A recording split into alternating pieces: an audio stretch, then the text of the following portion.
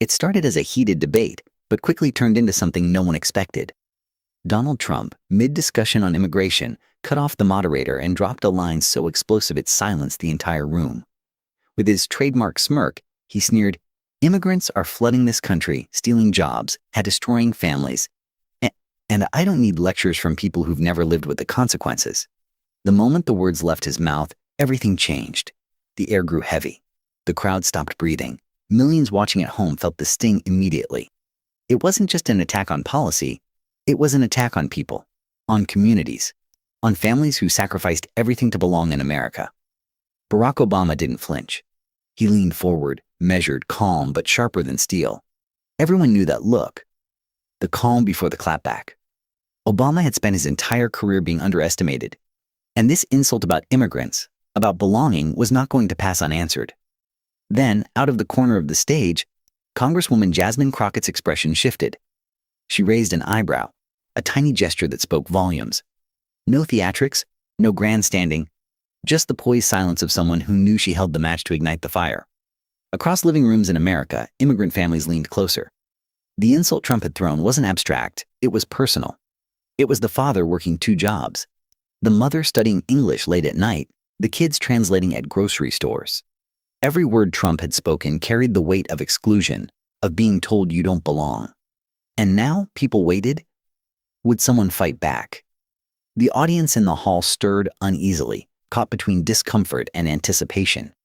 Even the moderator, shuffling papers nervously, seemed to sense that what was about to happen would overshadow every policy point, every talking head soundbite.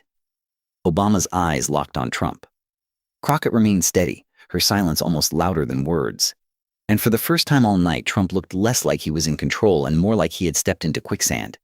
Because the backlash wasn't going to come with rehearsed lines or politician speak. It was going to come sharp, fast, and unforgettable.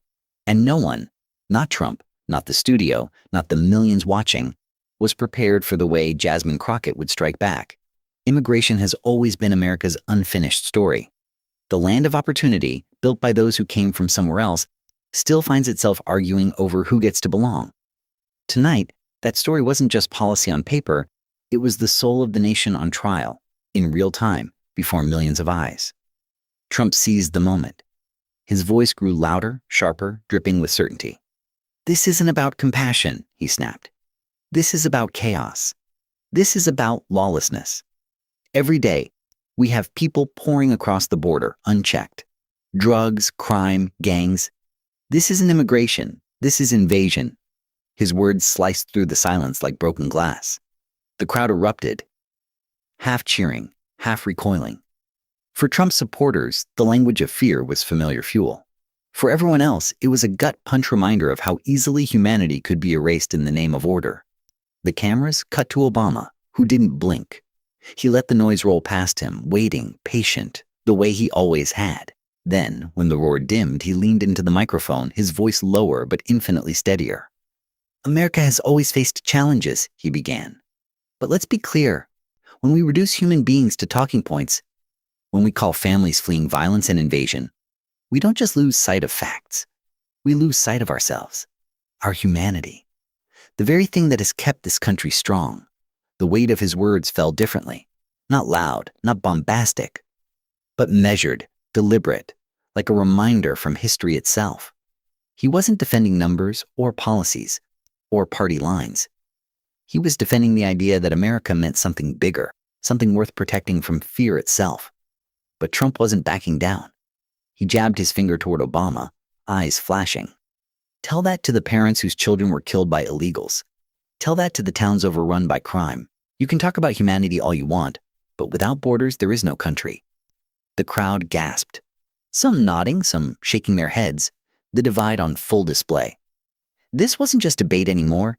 It was war over what America is. And yet, in the middle of this clash of giants, something subtle happened. On the far side of the stage, Jasmine Crockett leaned toward her staffer. She didn't raise her voice. She didn't break her gaze from the 2 men trading blows. She whispered just a few words, so soft the cameras couldn't catch them. Then she leaned back in her chair, her lips curling into the faintest smile.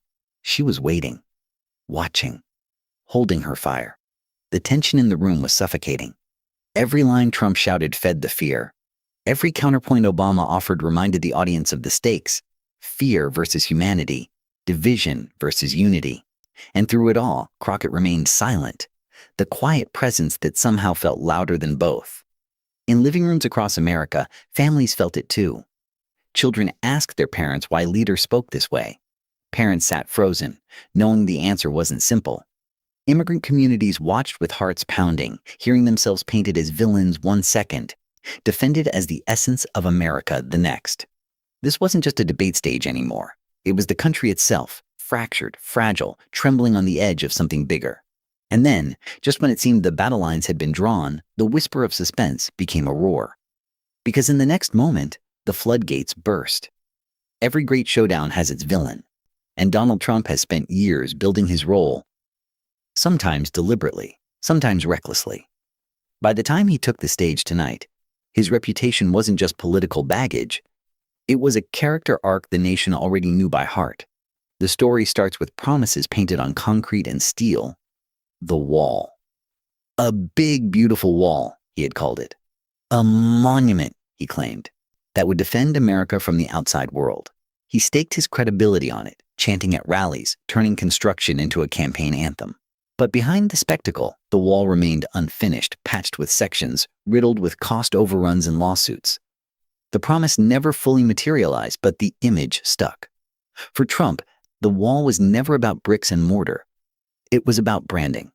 Then came the travel bans. Sweeping proclamations aimed at Muslim-majority nations, framed as national security but soaked in controversy. Airports filled with stranded families, lawyers sleeping on terminal floors, protesters flooding in with cardboard signs that read "No ban, no wall." The world watched in shock as America, the supposed beacon of liberty, slammed its doors on some of the most vulnerable. Yet, for Trump, every outcry only fed the image he wanted: the strongman who dared to defy political correctness. And through it all, his rhetoric burned hotter. "They're not sending their best," he declared of immigrants. "They're bringing crime. They're rapists." Those words etched themselves into America's collective memory, a permanent stain that revealed how deeply he understood the power of fear. He wasn't offering solutions. He was offering villains, and casting himself as the savior who would protect the forgotten man. But here's the contradiction that made Trump's act so magnetic and so hollow. A billionaire branding himself as the working-class hero. A man gilded in gold towers, boasting of private jets and penthouses, while promising he was one of them. He drank from crystal, but convinced his followers he'd tasted from the same rusted tap. He lived in marble, but claimed to understand the pain of factory layoffs. It was theater, pure and simple. Yet it worked, because anger always finds a voice louder than reason. On stage, that arrogance took physical form. Every interruption, sharp, cutting, relentless, was a performance of dominance.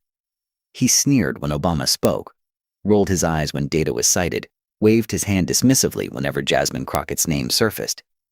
His body language wasn't just communication. It was intimidation, a constant attempt to remind everyone that he, and only he, should be the center of gravity. But arrogance is a double-edged sword. The very swagger that electrified his base exposed the cracks in his armor. Each sneer came off less like confidence and more like insecurity wearing a mask. Each interruption revealed a man afraid to let others speak too long. Each boast about his strength reminded the world just how fragile his ego truly was. The suspense built with every exchange. The audience could see it, the way his temper simmered just beneath the surface, threatening to boil over. His interruptions weren't just rudeness, they were warning shots, a preview of the explosion still to come. The more he tried to dominate the stage, the more he revealed just how much he feared losing it. And that's where the narrative sharpened. For villains, it's never the hero that writes their downfall. It's their own hand, their own pride, their own inability to step back when the moment demands humility. Trump wasn't just battling his opponents. Obama's calm reasoning, Crockett's quiet calculation, he was battling himself. His worst enemy wasn't across the stage. It was standing at the same podium, speaking with the same voice, sneering with the same lips. The debate felt less like a clash of equals and more like a Greek tragedy unfolding in prime time.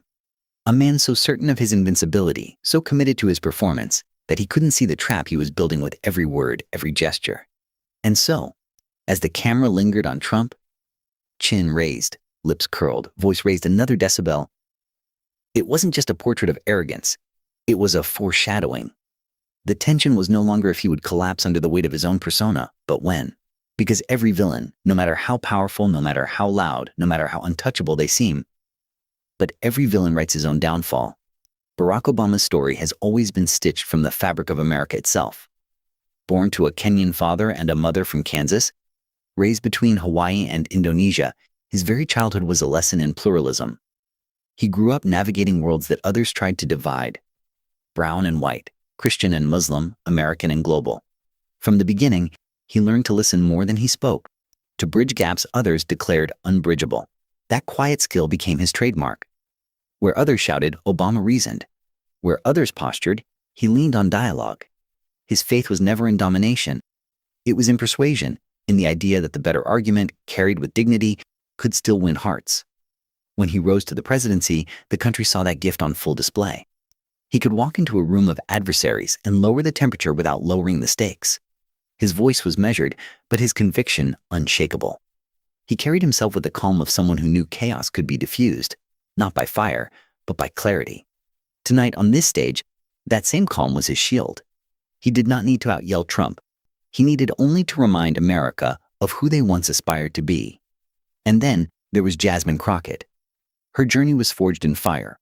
Raised in small-town Texas, she knew firsthand what it meant to fight uphill for opportunity, for a dignity, for a voice that mattered. She wasn't born into privilege or power. Every inch of her career had been carved from grit. As a public defender, she saw the faces of those society had cast aside. She carried their stories into every courtroom, every hearing, every speech. And when she arrived in Congress, she did so not as a polished insider, but as a force of raw authenticity, a woman unwilling to bend or be silenced. Where Obama embodied steady grace, Crockett embodied unyielding fire. She spoke not just for herself, but for the single mother waiting tables, for the immigrant fearing deportation, for the young activist demanding to be seen. Her voice didn't merely carry words. It carried wounds, and with them, a demand for healing. Together, the contrast was striking yet complementary. Obama, the diplomat forged in dialogue. Crockett, the fighter forged in resistance. On this night, their presence wasn't coincidence. It felt ordained. Trump's bluster and arrogance had created the stage, but destiny had placed them across from him. The stakes were not abstract. They weren't about polling numbers or sound bites. They were about whether dignity still had a place in American politics, whether empathy could still triumph over cruelty, whether truth could still stand against arrogance. Obama and Crockett embodied that answer. Obama sat forward, his eyes calm, as though he had already weathered 1,000 storms. Crockett leaned back, her hand resting on the desk, knuckles tight but spirit steady, a spark waiting for its moment. They were patient. They were ready. Because history doesn't always roar in with banners waving. Sometimes it waits for the exact moment when arrogance overreaches, when cruelty unmasks itself. And when that moment comes, heroes don't hesitate. They step into it. And that night, destiny was about to collide with arrogance. The debate had started as a clash of visions, but by this point, it had become a spectacle of dominance. Trump leaned into his microphone, his voice rising with every sentence. What began as pointed criticisms grew into outright shouting. He interrupted moderators, ignored time limits, and most of all, cut off his opponents at every turn. Chaos! Lawlessness! Invasion! He bellowed, his finger jabbing the air as though sheer volume could substitute for proof. Each time Obama began to respond, Trump stormed over his words. Each time Crockett shifted forward to interject, Trump rolled his booming monologue over her like a tidal wave. The moderators tried to intervene. Mr. Trump, please, your time is up. But their pleas were swallowed by his voice. He thrived on the noise, mistaking sound for strength. To him, interruption wasn't rudeness, it was strategy. Drown the room in chaos, and maybe the truth gets lost in the noise. Obama, however, didn't fight the noise. He sat with deliberate stillness, his hands folded, his gaze fixed not on Trump, but on the audience. His calm was more powerful than any retort. Each pause he allowed grew heavier, as though he were letting the country watch Trump unravel in real time. Silence became his weapon. It turned Trump's shouting into background static, like a storm no longer feared but endured. Crockett, though, was different. Her patience was human, not unshakable. She had watched Trump dismiss, sneer, and steamroll. Not just her, but the voices she represented. When he cut across her yet again, mocking with a wave of the hand, her jaw tightened. Her eyes narrowed, not in anger, but in resolve. "Excuse me," she tried once more, her voice even, but Trump kept going, spitting out half-formed accusations about borders and American carnage. He leaned back with a smirk, clearly relishing the sound of his own thunder. The camera caught it. Crockett leaning in, her shoulders squared, lips parting. She was no longer willing to wait. The room shifted. Sensing something unscripted was about to break through the noise. Obama glanced sideways, as if to say without words, "Now's the time." The stage grew taut, the air almost vibrating with anticipation. Trump was still talking, but for the first time all evening, nobody was listening. Her next words would silence the entire stage. The tension that had been building all evening snapped in a single moment. Trump was mid-rant, his voice booming about invasions and lawlessness. When Jasmine Crockett finally cut through the noise, she didn't raise her voice. She didn't need to. Her tone, sharp and deliberate, sliced cleanly through the chaos like glass breaking in a silent room. "Mr. Trump," she began, leaning into her mic, her eyes locked on him, "you love to talk about chaos. But let's be clear, you are the chaos." The audience reacted instantly. Gasps, murmurs, a wave of energy rising from the crowd. Trump blinked, startled for the first time all night.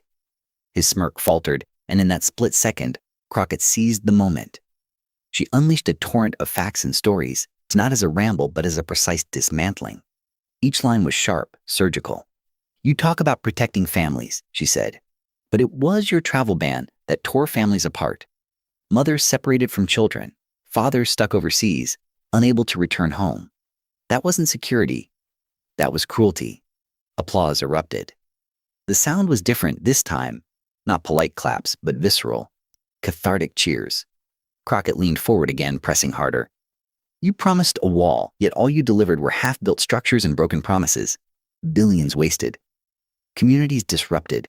And let's not forget, you made those promises from a golden tower, pretending to be the voice of working Americans. A billionaire who thinks wearing a red cap makes him a man of the people." The crowd roared. Trump opened his mouth to interrupt, but this time it didn't work. His volume no longer dominated. It was swallowed by the force of Crockett's momentum. She pointed directly at him, not with hostility but with certainty. "You call yourself tough, but what's tough about mocking disabled people? About dismissing veterans? About sneering at women who dare to challenge you?" Gasps. Then applause again. The debate stage had shifted. Crockett wasn't just speaking, she was commanding. Every sentence landed like a hammer, striking cracks into Trump's carefully curated image. And then came the one-liner that would echo across social media within minutes. "You say you speak for America?" "No, Mr. Trump. You only ever speak for yourself." The auditorium shook with applause. Phones lit up, thumbs racing to clip the moment. Trump's face tightened, his voice cracking as he tried to retort. "Wrong. Totally wrong," he stammered, but the usual force behind his words faltered. His body leaned forward, but not with confidence, with desperation. He looked less like a strong man and more like a man cornered. It was then that Obama entered. He hadn't rushed to interrupt or reclaim the spotlight. He had waited, allowing Crockett's fire to burn bright. When the applause softened, he leaned into his mic with the same steady calm that had defined him his entire career. "America doesn't need more shouting," he said, his voice even and low, drawing the audience in. "It needs understanding. It needs compassion.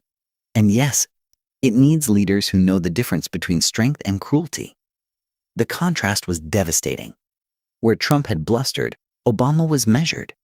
Where Trump had sneered, Obama spoke with dignity. He didn't need to raise his voice. The weight of his presence was enough. "Look," Obama continued, his cadence deliberate, "we've tried leadership through fear. We've tried division. And what did it bring? More anger, more resentment, more pain. The truth is, America is strongest when we're united, not when we're told to turn against one another." Applause again, this time slower, heavier, like the room itself was nodding in agreement. Crockett leaned back, her fire smoldering, letting Obama's calm reinforce her storm. It was a 1-2 punch. She had delivered the blow, and he was driving it home. Trump tried to recover. He raised his voice, trying to outshout the applause. "They don't know what they're talking about. I built the strongest economy. I protected America." but his words cracked under pressure. His hand gestures were sharper, more frantic. The sneer had turned into a twitch. His face flushed red under the stage lights. The contrast couldn't have been sharper, a rattled ex-president, visibly shaken, versus the steady composure of his opponents. And then Obama delivered his own viral moment, a calm dagger masked as reason. "Donald, if you have to keep telling people you're strong, maybe it's because deep down, you know you're not." The room exploded. Cheers, applause, laughter. Even the moderator struggled to contain the wave of noise. Trump opened his mouth, but nothing came out. His throat tightened. His eyes darted, searching for footing, but there was none left. Crockett leaned in one final time, sealing the moment with another line destined for replay. "America's tired of living in your circus. Tonight, the show ends." Gasps, then thunderous applause. Trump's shoulders sagged slightly, his attempt at a counterattack crumbling under the weight of two opponents who had outplayed him at every turn. His voice, once booming, was now hoarse. His words, once domineering, fell flat. The emperor's volume had lost its clothes. And as the debate hall roared with approval, one thing became clear. Something historic had just unfolded. But the true shockwave came not in that room, but across the nation. The moment Jasmine Crockett's words left her lips, the stage fell silent. But the country did not. Within minutes, Twitter, TikTok, and Instagram ignited like a wildfire. Hashtags surged to the top of global trends. #Crockett claps back, #Trump shut down, #Voice of America. Clips of her fiery rebuke, perfectly timed and devastatingly precise, were spliced into countless edits, set to dramatic music, and shared millions of times.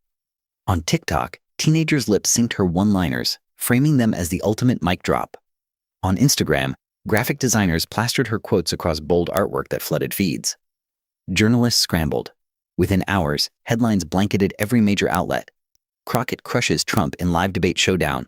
Obama and Crockett redefine the narrative on immigration. Trump outshouted, outsmarted, outdone. The press, long conditioned to Trump's bombast, now had a new storyline, not just his rage, but his defeat. Late-night hosts couldn't resist. Monologues replayed the moment on loop, comedians exaggerating Trump's stumbling reactions, imitating the crack in his voice, while pausing for thunderous laughter when they quoted Crockett's cutting line. Even conservative pundits, though reluctant, could not ignore the spectacle. Some dismissed her as over-rehearsed. Others conceded, through gritted teeth, that she had landed a blow too sharp to spin away. But beyond the political class and media circus, the real aftershock pulsed through ordinary people. Immigrants who had felt erased by years of hostile rhetoric saw themselves reflected in Crockett's fire. Families gathered around dinner tables replaying her words, parents telling children, "See, that's what standing up looks like." Young activists recorded teary videos, admitting they felt, maybe for the first time, that their struggles had been heard on the biggest stage in America. The validation rippled outward like an unstoppable wave. Communities across the nation seized the moment. Grassroots organizations clipped her speech into campaign ads, rallying cries, and classroom discussions. Churches, barbershops, and college campuses buzzed with conversations, not just about Trump's loss of composure, but about what it meant for the country's moral compass. Crockett had not only silenced Trump, she had awakened millions who had grown numb to political shouting matches. And yet, beneath the memes, the headlines, the laughter, and the tears, something deeper stirred. It wasn't just about one night or one debate. It was about what her voice represented. The reminder that dignity and truth, when spoken with courage, still had the power to shake a nation. And yet, beneath the chaos, a deeper truth was forming. As the echoes of applause softened, Barack Obama leaned forward, his voice steady but rich with gravity. He didn't match the fire of the clash. He didn't need to. Instead, he reframed the entire night with a single truth. America is strongest when it remembers its humanity. His words weren't aimed at Trump or even at the cameras. They were aimed at the people watching at home, the millions who wondered if the shouting and division were all that remained of their country. He reminded them that strength was never about volume or bluster. It was about character, about building bridges, not walls, about recognizing that the measure of a nation is not in how loudly its leaders boast, but in how faithfully it serves the vulnerable, the unseen, the tired, and the poor. Every pause he took carried the weight of reflection, as though he was giving America permission to breathe again after the storm. Jasmine Crockett followed not with fury, but with dignity. She stood tall, her voice tempered but resolute. Immigration, she said, was not a weakness or a burden. It was the heartbeat of America. She spoke of ancestors who crossed oceans with nothing but hope, of modern families who toil quietly to give their children a chance, of how every new wave of dreamers had made the nation stronger, more resilient, more alive. Her words shifted the room from confrontation to connection. The debate no longer felt like a contest of insults. It had transformed into a moral reckoning. Crockett's closing message was not about humiliating Trump, but about reminding the country of who it could be when it chose dignity over hate, service over arrogance, compassion over cruelty. The emotional crescendo was palpable. Even those who came expecting another shouting match felt themselves moved. The audience didn't just hear the words, they felt them. Pride swelled, not in the noise of victory, but in the clarity of vision. For a fleeting moment, viewers across the nation saw themselves not as fractured tribes, but as part of one unfinished story, still capable of hope. The night ended not with the chaos of interruption, but with a rare, quiet sense of uplift. It was a reminder that politics at its best isn't about domination, but about direction, about pointing people toward the higher ground they almost forgot existed. But the story of America is still being written, and it's being written by you. This wasn't just another debate. It wasn't just another clash of personalities or another round of sound bites. What unfolded tonight was a battle for America's very identity. On one side, arrogance, bluster, and fear. On the other, dignity, truth, and resilience. And in the end, dignity triumphed. Jasmine Crockett's fiery precision, paired with Barack Obama's steady grace, proved something powerful. The loudest voice in the room is not always the strongest. Sometimes, true power lies in restraint, in clarity, and in the courage to speak for those who cannot. Tonight was a reminder that leadership is not about ego. It's about service. But this moment doesn't end on that stage. It continues with you. America's story is still being written, every single day, by ordinary people choosing what values to lift up. If you believe in truth over chaos, in dignity over arrogance, in service over self, let this message ripple outward. Share this video. Start conversations. Challenge cynicism. Keep the fire alive. And if you want to keep uncovering the untold stories of power, conflict, and resilience, the battles that define not just politics, but people, make sure you subscribe. Join a community that refuses to settle for noise when the world is desperate for clarity. Because tonight, one clash reminded us that the fight for America's soul is never truly over. And just as the lights dim on this stage, the story doesn't fade. It carries on in living rooms, classrooms, workplaces, and streets across the country. America's story continues, and the next chapter begins with you.